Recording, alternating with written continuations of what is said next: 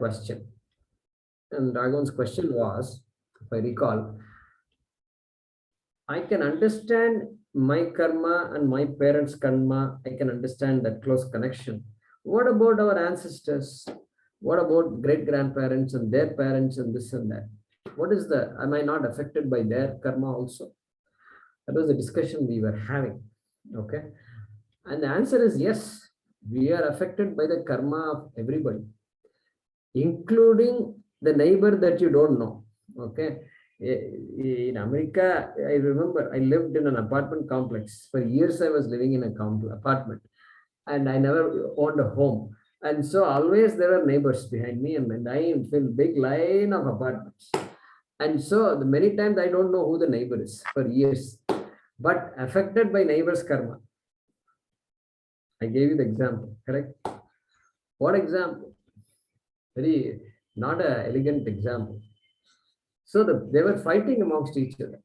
The one shouting at the other and other shouting at the other. Shouting. It went on for days. How can you even, I was feeling for it. A lot of crying and wailing and all happened. And mine was very sad because of that. Why this was happening? And how can they see better times? Like that I was thinking. You can't be happy in such a situation. So therefore, neighbor's karma has affected me for some time at least. And so therefore, there is no question. People's karmas are all connected very much. And I was just giving an example of how this Shraddha karma, we are doing. Raghavan asked the question, Pitu karmas we are doing karmas to Pitrus, our mains, our ancestors. And so we are, our karma is affecting them. We are praying for their well-being and we invoke their blessings. And so we are being helped by them. Both ways, again, it's working. Even though we don't even name, suppose suddenly ask you, who was the father of your mother of your father? If I say, then you have to go this way and then you have to look up your, Google Doc, right? So otherwise you can't figure out. So that's how it is. But Tarpana is being done. If not you, your parents are doing it. Somebody is doing Tarpana. And so Tarpana is being done. But then by the same token, somebody else is doing a Tarpanam for me. Yes or no? Somebody else is doing a Tarpanam for me. Therefore, their prayers are affecting me positively. I used to think like that. Suddenly, when I just missed that accident, I used to wonder that somebody's karma, it could be my own punya karma also, but it can be somebody else's prayer, somebody else's well wishes that are favoring me at that moment. So therefore, Raghavan, there is no doubt that, in my opinion, my mind at least, no doubt that all our karmas are intertwined. Gahana karmano gati. We saw that in the 4th chapter. And so Krishna himself says Gahana karmano gati. You can't figure all these things out, he says. But it's all connected, properly connected. Niyamena connected. So Raghavan, does that somewhat help you? Yeah, yes, Guruji. That's helpful. But just one follow-up question is, so these rituals are not common to every human being on the earth, right? Like, because the religion is different, which is what created by humans. So the rituals are not being done by all of us in the same manner. And even in Hindu community, we see the rituals are different. So some follow one way of doing it, others follow the other way. So why is it not common? Like, so then how it is able to like reach or fulfill our goal? Like our goal is like whatever samskaras we are performing, it is having a goal. But it is not common across religions. Even for that matter, same religion also they don't follow.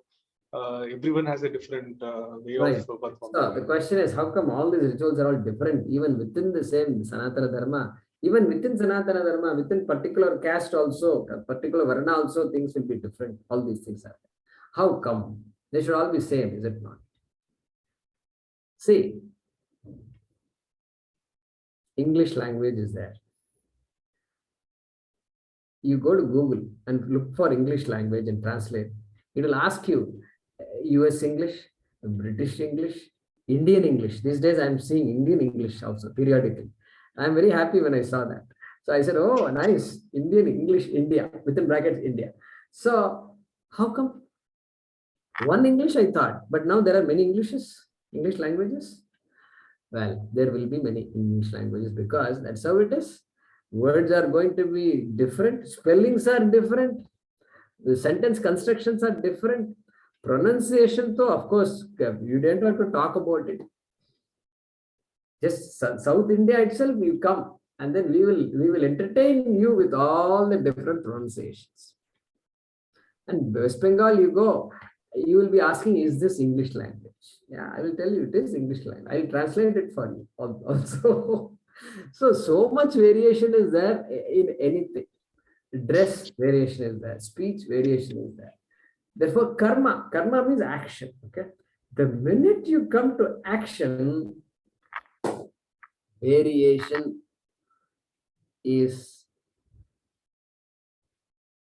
comes along with action. Okay, I'll tell you.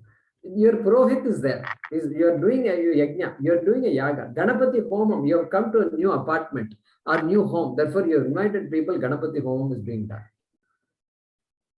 Now tell me, you are the Yajamana, you are doing it because it's your home. Your home means you have to do it. You can't just delegate it to somebody else. I am doing an IT project and somebody else is, no, you can't do that. Okay, you are doing Yajamana. Now, this yajna is started. Now tell me, you are saying that you did it exactly as per Vedic injunctions, okay? And this Purohit Pandit also is pakka. He is well studied. He knows the entire Karma Kanda properly. Now tell me, you are doing it. First of all, you don't know all the mantras. You don't know. Only one Gayatri Japa, Om Bhurgosva, you know. That also he doesn't chant. That he says you should have finished your Sandhya Vandanam before coming to the yajna. You should not do Gayatri and all during this yajna. Okay? Over. Whatever one mantra I knew, that also I did not, he did not ask me to chant.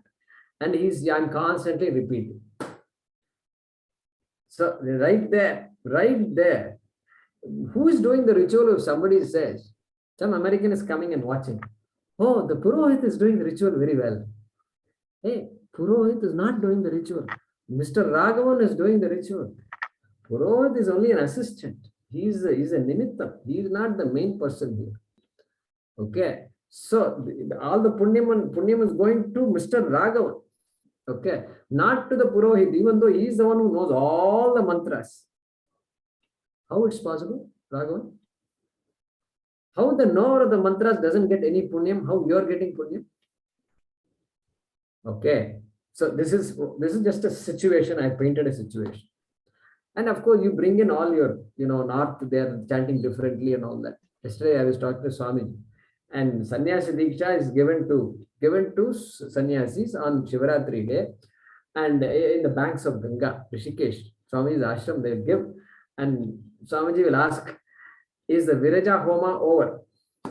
Viraja Homa is the last Homa done, last fire ritual done by a person taking sannyasa. After the Viraja Homa is done, the persons who are doing the Homa will go to the river along with Swamiji. Swamiji will escort them. The Purohit will say, Swamiji, Viraja Homa is over. That's an indication that now they are all going together, and then in the river, on the stone they'll be sitting, and then Swamiji will give the Kashaya Vastra to all of them. With some mantras and all of that. Kashaya Vastra, okay? And Swamiji was saying, he was explaining some of these things. Some chant, we were chanting something. I asked him a question, and so this topic came up. And then he says, yeah, of course, there the mantras they chant differently and all that, and then they'll be shaking his head like this and then doing like that. He said, oh, so they're different. North India means mantra chanting is different. The way they pronounce it all, it's all different. But Shraddha is there. Shraddha is 100%, 100%. That is what makes the difference, Raghav. That is why at the end of every puja, do you know what we say? Every chanting. What do you say? Mantrahinam, kriyahinam, bhaktihinam, maheshwara, yat pujitam maya deva, paripurnam tadastute. I have mangled, I have forgotten words, this mantra and pronunciation and all. I just did it because I learned it when I was a kid, and I've been chanting the same thing. And now my teacher is telling this is wrong and that is wrong and this is wrong. Everything has become wrong. And previously I was happy that I was chanting. Now I can't even be happy while I'm chanting because they've been saying my pronunciation is wrong. But yet pujita maya deva. However I chanted, whatever I did, take it as complete. Bhagavan will take it as complete. Why? Because Bhagavan knows karma cannot be constant. Nobody can be. Even the way you do karma will be different from day to day also. The way I did a homa 10 years ago and today will be different. Maybe better now. Or maybe because I'm old, I may not be able to do the karma properly. Because my hands are shaking and all that. Then what? Karma is always different. And yeah, mantras may be same, may be different, and the cultures will take it different. Therefore, we are not worried about that. What do we ask? Shraddhaya. Shraddhaya kuru. Whatever you do, Shraddhaya kuru. Patram pushpam phalam toyam. Correct? Yo bhaktya dadati. One who gives me even a leaf with Shraddha, I will take it, he says, Krishna. That comes because it is not possible to say this must be the only way to do it. It starts like that. And the day it starts itself, it will be different. Different people will be doing differently. Correct? Therefore, not to be distracted by the fact that the mantras are different, people are doing it differently, or some people are not doing, some people are doing. All this variation you will see. All the time this variation will be there. Shraddha is 100% or not. That is what makes a very big difference. That will define what the outcome is. Without Shraddha, if I do very elaborately, what do you think will happen? I have a lot of money. I invited people and I invited chief minister and this and that, and I'm doing a big homa. Hey, I'm supposed to be sitting here and concentrating on this yajna. I'm watching who is coming. I'm doing this and baitiye and this and that I'm doing. Huh? Pandita is very qualified. He's wondering, hey, he constantly telling, come on, you pour this. Come on, you do this. Come on, look at this. Come on, don't look there. Pandita is worried that this Yajamana there's no Shraddha in the Yajamana.